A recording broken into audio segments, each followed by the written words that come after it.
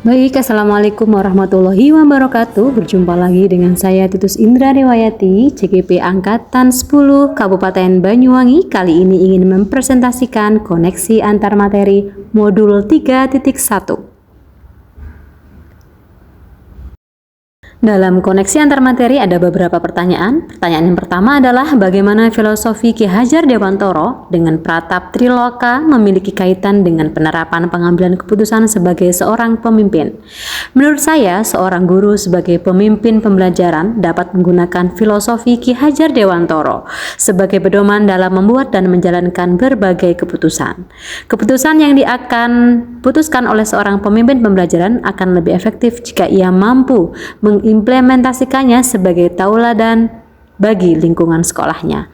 Berikutnya, sebagai bagian dari komunitas, ia turut serta menggerakkan komunitasnya untuk melaksanakan keputusan yang telah dibuat. Nah, pada kesempatan lain, pemimpin juga menempatkan dirinya sebagai fasilitator serta motivator sehingga murid dan lingkungannya termotivasi untuk melaksanakan berbagai keputusan yang telah dibuat oleh pemimpinnya. Selanjutnya adalah bagaimanakah nilai-nilai yang tertanam dalam diri kita berpengaruh kepada prinsip-prinsip yang kita ambil dalam pengambilan suatu keputusan. Menurut saya, nilai-nilai kebajikan yang tertanam dalam diri sangat berpengaruh pada prinsip-prinsip saat pengambilan keputusan.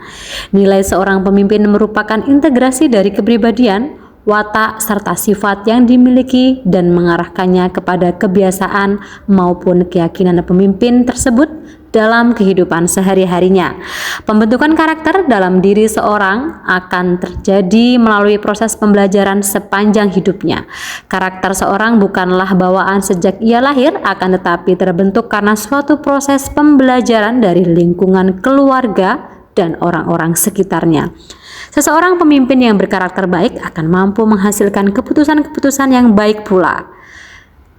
Pertanyaan selanjutnya adalah bagaimana materi pengambilan keputusan berkaitan dengan kegiatan coaching atau bimbingan yang diberikan pendamping atau fasilitator dalam perjalanan proses pembelajaran kita, terutama dalam pengujian pengambilan keputusan yang telah kita ambil. Apakah pengambilan keputusan tersebut telah efektif? Masihkah ada pertanyaan-pertanyaan dalam diri kita atas pengambilan keputusan tersebut? Hal-hal ini tentunya bisa dibantu oleh sesi coaching yang telah dibahas pada sesi sebelumnya. Saat seorang pemimpin pembelajaran dihadapkan untuk mengambil keputusan, diharapkan dapat berpedoman pada 9 langkah dalam pengujian dan pengambilan keputusan. Selain 9 langkah tersebut, hendaknya sesuai dengan 3 prinsip dalam pengambilan keputusan dan 4 paradigma pengambilan keputusan. Diharapkan melalui serangkaian proses di atas dapat menemukan pengambilan keputusan yang bijak yang memihak pada siswa. Baik, bagaimana kemampuan guru dalam mengelola dan menyadari aspek sosial emosionalnya akan berpengaruh terhadap pengambilan suatu keputusan, khususnya masalah dilema etika. Jika kita melihat kembali 9 langkah dalam menguji dan membuat keputusan, maka pada setiap langkahnya kita menyadari betapa besarnya, betapa pentingnya peran kompetensi sosial dalam emosional di sana. Mengenali berbagai emosi, kemudian kita bisa menerapkan kesadaran penuh adalah hal yang sangat penting agar kita tidak terburu-buru atau tergesa-gesa dalam mengambil keputusan. Selain itu, berempati terhadap orang lain serta kemampuan menjalin relasi sangat berguna di sini ketika kita berupaya menemukan fakta-fakta yang relevan dengan kasus yang berhubungan dengan dilema etika tersebut. Lalu, pada akhirnya tentu saja seseorang yang memiliki kompetensi sosial emosional akan mampu mengambil keputusan-keputusan yang bijak, bertanggung jawab bagi dirinya maupun lingkungannya. Pertanyaan selanjutnya adalah bagaimana pembahasan studi kasus yang fokus pada masalah moral atau etika kembali kepada nilai-nilai yang dianut seorang pendidik. Nilai-nilai yang dianut sebagai seorang pendidik akan menuntunnya dalam membuat keputusan yang baik. Jika seorang pendidik meyakini berbagai nilai-nilai kebajikan universal merupakan bagian dalam dirinya, maka dipastikan itu akan menjadi dirinya sebagai sosok yang memiliki integritas dan bertanggung jawab serta ditauladani oleh siswa-siswanya.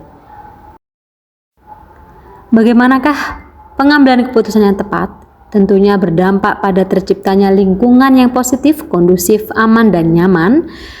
Menurut saya, pengambilan keputusan yang bijak dan tepat tentunya dapat berdampak pada terciptanya lingkungan yang positif, kondusif, aman, dan nyaman.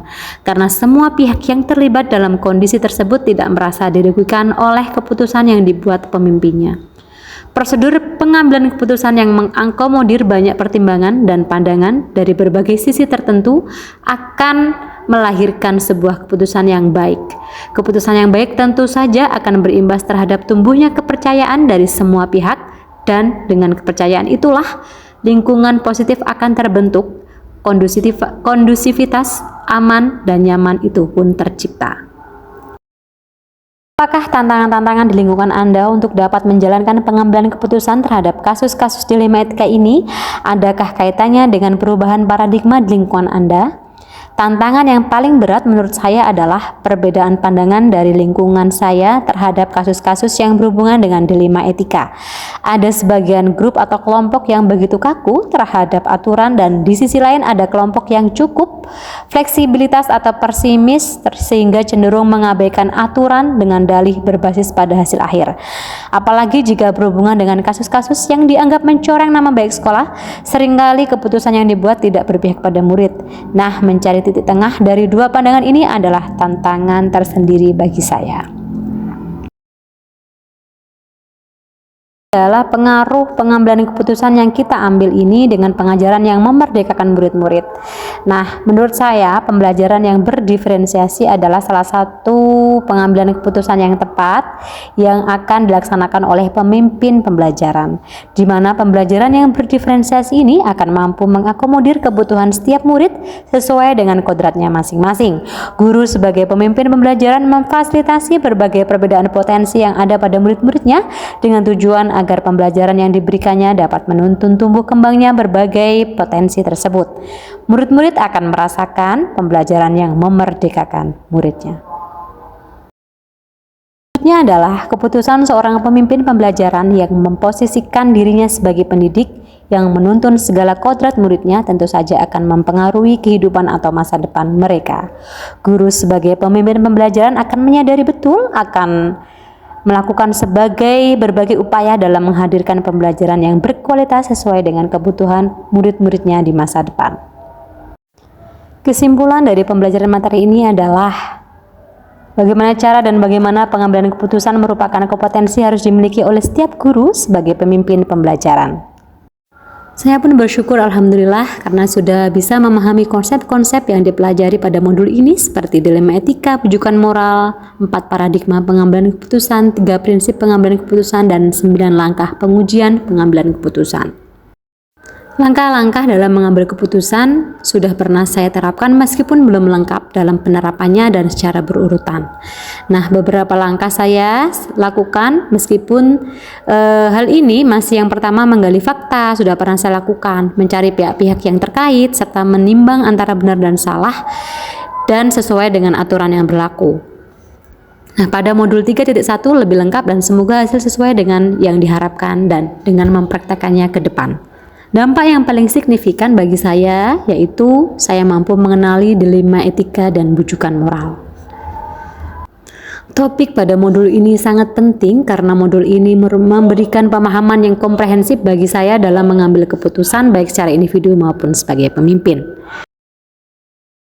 Baik, terima kasih saya sampaikan. Salam guru penggerak. Assalamualaikum warahmatullahi wabarakatuh.